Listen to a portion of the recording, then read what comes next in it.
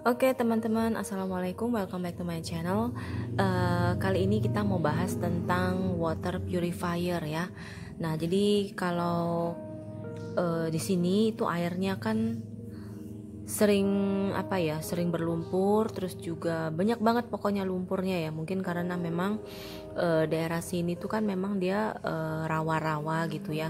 Nah, jadi memang walaupun air itu sudah pakai air PDAM, tetap aja air itu nggak bisa jernih ya. Mungkin beda dengan di Pulau Jawa gitu ya, yang dekat daerah pegunungan airnya masih jernih, masih bersih. Tapi kalau untuk di daerah kota, walaupun sudah pakai air PDAM, sudah melewati proses penyaringan, tetap aja tetap kuning ya, tetap kuning, tetap keruh gitu. Nah, di sini saya pakai ya dua macam penyaring ya untuk kebutuhan skala rumah tangga ya. Nah, pertama di sini aku pakai yang ini.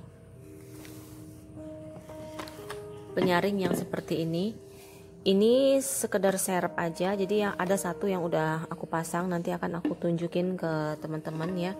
Nah, jadi seperti ini dipasang di kepala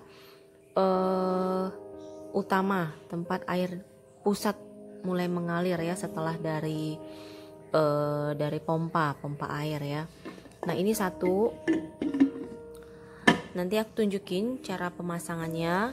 Nah, lalu setelah melewati itu, aku pasang water purifier yang seperti ini di keran-keran ya. Di keran-keran. Jadi proses airnya itu tersaring 2 kali ya di dalam rumah. Jadi untuk dari kepala utama dia pakai purifier itu, kemudian yang kedua nih pakai purifier mini seperti ini ya. Nah, yang ini adalah cartridge ya. Cartridge dia pilihannya macam-macam, mau berapa mikron. Kalau yang ini pilihan yang 05 ya. Pilihannya dari 1 sampai 10 mikron. Nah, di sini ini punyaku yang 5 mikron. Jadi ini sama seperti refill ya, dia tidak bisa kita bersihkan atau kita sikat atau kita cuci ulang tuh nggak bisa. Jadi kalau misalnya ini cartridge ini sudah kotor, ini harus dibuang ya, tidak bisa dipakai kembali. Jadi untuk di rumah ini aku harus nyetok, biasanya aku stok sekitar 10 biji gitu ya. Nah, oke, langsung aja kita lihat ya gimana cara kerja masing-masing water purifier yang ini dan yang ini. Oke teman-teman, jadi ini water purifier yang pertama. Jadi ini adalah saluran air ya dari depan, dari kepala ledeng depan, dan dia masuk naik ke atas ke sini. Dan ini pompa air ya, pompa air. Nah, ini sebelum dia naik ke pompa air, ini dia sudah disaring ya. Jadi dipasang di tengah-tengah ya, di tengah-tengah seperti ini. Ini aku cuman pasang satu, tapi kalau teman-teman mau pasang 2 atau 3 itu silahkan ya. Nah, di sini aku cuman pasang satu ya. Nah, jadi yang di tengah-tengah itu ini cartridge ya, cartridge yang harus kita cek.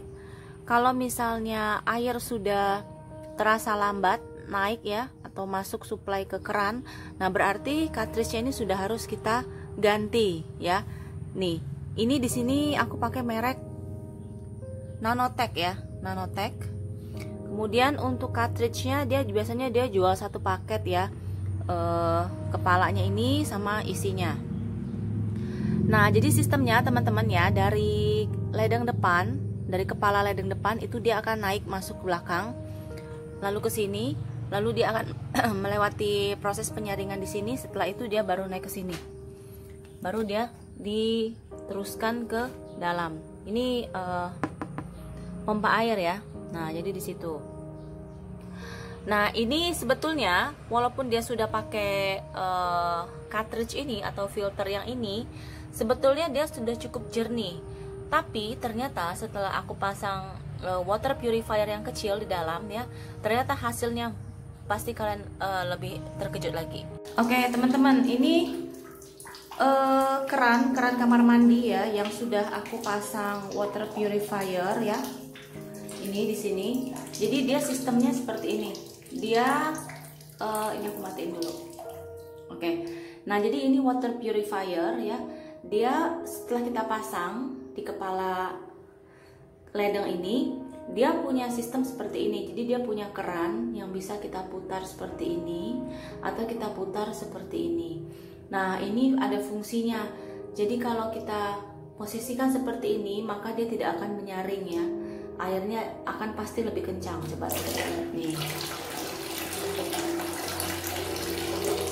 Sedangkan kalau misalnya kita putar seperti ini, maka dia akan melewati sistem penyaringan purifier dulu. Coba teman-teman perhatikan. Nah, itu airnya keluar lewat sini. Sedangkan tadi kalau tidak melewati proses penyaringan, dia akan langsung lewat sini. Tuh. Nah, lalu dalamnya ini di dalamnya ini ada seperti purifier ya, seperti merek Pure It ya. Dan ini harus dicuci dan disikat kalau misalnya airnya sudah lambat atau mengecil. Seperti ini kecil ya. Tuh.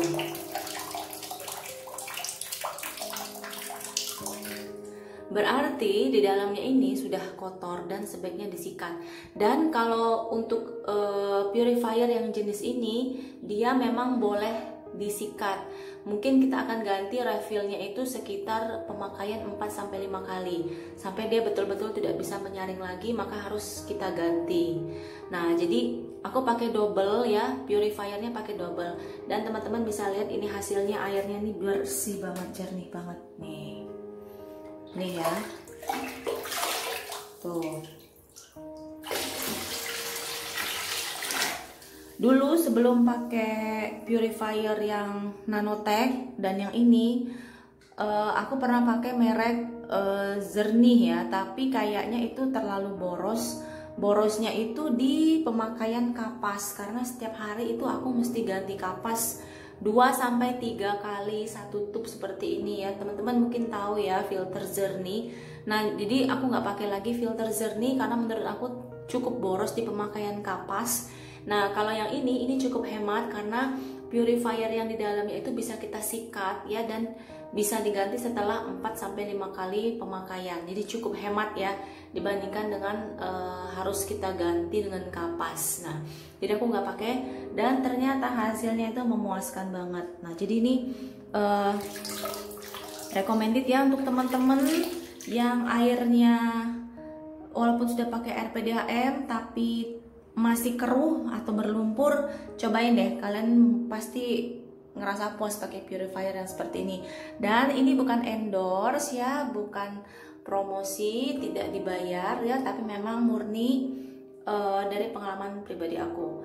Jadi aku pakai double ya, aku pakai double purifier. Oke teman-teman, semoga bermanfaat video ini ya. Jangan lupa videonya di like, di share, dan di subscribe. Terima kasih. Assalamualaikum.